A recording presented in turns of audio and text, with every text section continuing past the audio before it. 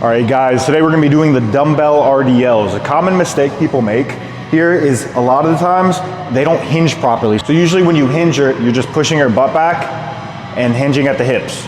Okay, a lot of people, they'll place too much of their weight in their front toe and sometimes they're just bending straight at their back, right? And then they end up like their heels come up and they're just using straight back, all the stress is on their lower back, and that's not what you want. So usually a cue I tell people is to kind of keep their hands, their palms on their thighs and let those ride the thighs all the way down below your knees or to at least your knees while pushing your butt back. You want to pretend like you're pushing a drawer closed behind you. Pretend like a drawer is behind you and you're trying to close it with your butt while, like I said, keeping the hands along the thighs. You want to hinge properly and you want to make sure your low back is straight. You don't want it to be rounded. You want to keep everything nice and straight.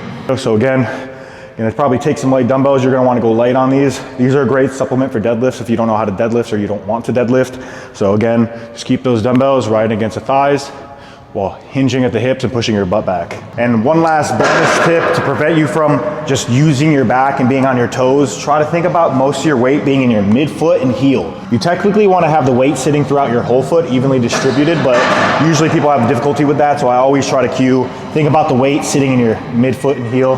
Like I said, that way you're mostly putting the stress in your hips and low back versus just on the low back. And that is the dumbbell RDL.